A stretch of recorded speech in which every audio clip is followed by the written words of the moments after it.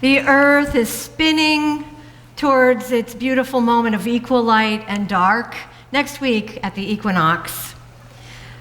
So that's an invitation to consider balance in our own lives, a consideration beyond the usual rote phrases like achieving work-life balance or eating a balanced diet.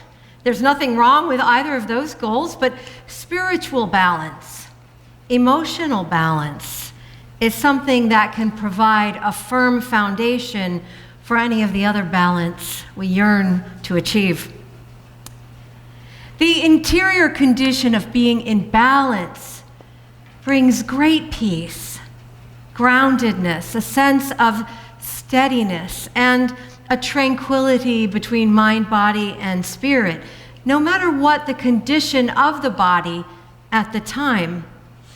It's a kind of transcendent neutrality that you can hear coming through the words of the Tao Te Ching, the ancient Chinese wisdom sayings of the master Lao Tzu, who may at first seem dispassionate or chilly when you encounter the text, but who is really just speaking from a kind of profound, grounded balance. And I find that our English language is somewhat deficient in describing that balance. One of the gifts of communal worship is that we are often able to achieve that sense of blessed equilibrium together for just a moment or two. Can you feel it sometimes, maybe in silence or in prayer or in a phrase of music or listening to music together? And because we've managed to have that feeling for a fleeting moment, we know that we can achieve it. So we leave the sanctuary with the intention to feel that again. We sense that it's essential to our well-being, to our mental health, and to our ability to respond fairly and compassionately to the stresses of home, work, community, world events. And we sense that because it's true. Do you remember the seesaw? Did you ever used to play on the seesaw? We had one at a little summer camp that I went to, and I remember that thrill when the other rider and I would balance out each other's weight perfectly and manage to hover in the air for that lovely moment before the seesaw would start to quiver and one of us would just start to descend to the sand. Or sometimes your seesaw mate would, they'd see something fun going on and they would just jump off and you would come crashing down and hit your tush. Achieving balance in our lives is much like the seesaw experience. We hover in it for a brief moment, but because we are objects in constant motion, in an existence where constant change is the only certainty, it doesn't last forever. In the ancient Chinese philosophies of Confucianism and Taoism, they use the yin-yang symbol as a visual representation of universal reality. And we have the yin-yang symbol back in one of our stained glass windows. It's rendered in orange and blue. You can see it back there by the courtyard. The empty circle, and again, correct me if I'm wrong, I am not at all an expert on Chinese religion, but I read that the empty circle at the beginning represents the origin of the yin and the yang, which is actually chaos. It's interesting. The black side is the yin energy, darkness, receptivity, the feminine, the lunar. Those are its associations. The white side is the yang, which is the solar energy, the masculine and active principle. And if this seems too dualistic for you and binary, that's okay, it is. This is just, I'm describing how the Chinese philosophies interpret this and use it. These two sides exist in harmony, creating a wholeness within the order of things to which we can aspire, so say the philosophies, if we more intentionally bring our yin and yang energies into balance. In modern times, a spot of black, little round circle of black, was added to the yang, and a spot of white added to the yin to represent the integration and transformation inherent in that cosmic harmony. Each aspect contains within it a seed of its complementary energy. Dark light, negative positive, receptive active. These dualisms are not in opposition, but they are inseparable. What happens often in Western spirituality and what we'd call the wellness community is that the quest for balance becomes another activity, another achievement. Do you see the irony here? Because all of that mentality is yang energy. Western culture is a very yang culture. It's generally obsessed with productivity and action-oriented, so it's important to recognize that anything we do to cultivate the receptivity, the silence and the shadowing of the yin energy, to balance that, is going to activate self-judgment. What am I doing? I'm wasting my time. I'm not doing anything. And it might activate the judgment of others. So as Westerners, it's important to recognize that our culture is not balanced. In a recent sermon series on cultivating the life of the soul, we talked about the importance of silence, the richness that can come from allowing slow awakening in the morning when we rise, to linger for a minute or two in the dream realm and kind of honor the images and feelings that came with dream time. We talked about the healing power of time spent empty of plans and goals. The flow of movement, of beholding or making art that is not an obvious kind of movement. We talked about the soul healing property of play, of listening to or making music. Those are all activities that can balance that yang principle. It just so happens. Lately, I have been unable myself to find tranquility, even in those things that I just listed, practices that I've built into my life over years so that I can stay close to the soul and return to equilibrium when I feel like I'm gonna fall off the seesaw or get crashed down off it. That lack of balance, that losing of balance, is not a new phenomenon for me.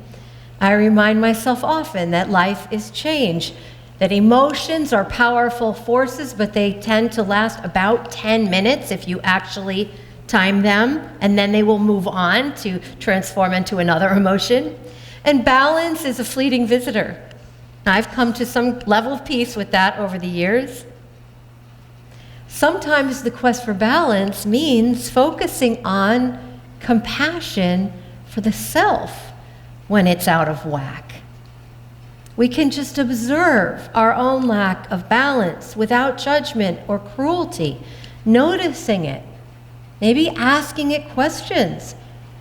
Hello, what are you about? Where are you coming from? Are you trying to teach me something? What do you need? It's always painful to talk to people who are committed to a particular way of living, a discipline, an order of life, you could say, who stray from the path of their commitment. And then to add to the pain of that, they go into a tailspin of self-recrimination that can lead to self-harming thoughts or behaviors. No human being responding to the environment we live in is going to be 100% successful at any practice or at any commitment. Even the most advanced Buddhist monks have to continue to practice meditation in order to maintain their spiritual focus. I love listening to like the Dalai Lama talking about fighting with his temper, or not fighting with it because that's violent imagery, but being aware of his anger or frustration. You would think he's beyond that by now, but no, it's a lifetime of practice. And this is true for all the saints and the wise people of every tradition, whether they lived alone in ascetic solitude, or they lived in family or in community. All of them reported struggles with anger, boredom, pettiness, fear, ego. One of my favorite quotes from the Tao Te Ching is, "Do you have the patience to wait until your mud settles and the water is clear?" I love that. Just patience to wait till your mud settles. Compassion and patience with the self. So important. And remember that the lotus, blooms so beautifully out of the mud. That's why it's an important symbol. The mud that gets stirred within each of us can be our own thoughts, sometimes memories, fears, grief. There's more than enough material in our own mental attics and basements to fling us at any time from relative peacefulness and equanimity into sudden turmoil. It's like the weather in New England. One moment you're having a normal early spring day, and the next minute, it's like I texted my neighbors last night, "Are we in a hurricane? Or is this another blizzard? What is going on?" The wind is just rattling the windows. I am right now deeply distressed about Ukraine, and I know that is throwing me way off balance. I can't settle down. Okay, that's fine. That is acceptable. That's a human response. I'm not going to beat myself up about it and go like, "You need to stop watching the news." Just like observe, care for the self. You may feel the same way right now, or you may be feeling really grounded and fine these days, and that's also human and acceptable and fine. Someone else could be wrapped up in an interpersonal drama that's got them slamming off the seesaw onto the ground and breaking their tailbone. What do you need? Oh, my soul. That's the question of compassionate accompaniment of the self, and that leads to compassionate presence to the other. Not how can I fix this? How can I do better? But what do I need? What do I need? About 10 years ago, actually it was longer, whenever it was, I was feeling really strong, like mighty Slovak peasant, stock that I am, and I am. I decided to carry a really big, heavy, old window air conditioning unit up a flight of winding stairs to store it in the attic. I felt really awesome, like I did it. Until that night. Yeah, some of you have lived this. I bent over the sink to wash my face. That's all I did. And I could feel the sensation of my lower back just dropping, like into my knees, and could not straighten up. Couldn't. Agony. And I thought, how did I just hurt myself so badly just washing my face? But I didn't hurt myself washing my face. It was the air conditioner. It was the stupid, decision. And listen to the self-recrimination. It was that decision to do something alone I should have asked for help with. I'd hurt myself really badly lugging that thing up the stairs, but the injury didn't show up, didn't manifest until I made that simple, customary movement that evening. I spent years in physical therapy strengthening my core in order to heal the injury and return to full mobility. So, of course, it's a metaphor. We've had so many things in the past years, in the recent years, that have injured our core. And it doesn't always manifest right away. But just take a moment to enumerate what those things are. And feel free to call them out.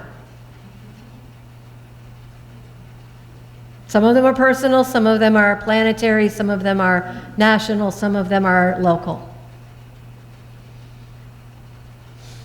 It's a lot. If we are out of balance more easily right now, it shouldn't surprise us, as we have had many injuries to our core and have lifted unwieldy burdens that life has thrown to us and said, "Catch! Carry this up the stairs." A workout mentality, a power through it, no pain, no gain, will not be effective toward achieving the healing and the balance we seek and need.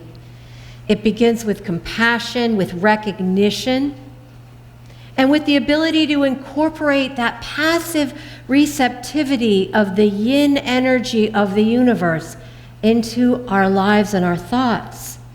Not, what can I achieve? But, what am I receiving from the universe? Passivity is often considered a very negative trait, but not when we are questing toward that balance. It is an essential trait. I receive. Very soon, day and night will be in balance, and we earthlings will experience equal terms of light and darkness. But almost immediately, the balance will shift again. And it is always thus with our planet and with ourselves. Change is the only constant. Patience and compassion with that reality and with ourselves will provide a firm foundation upon which we can walk together on that holy ground.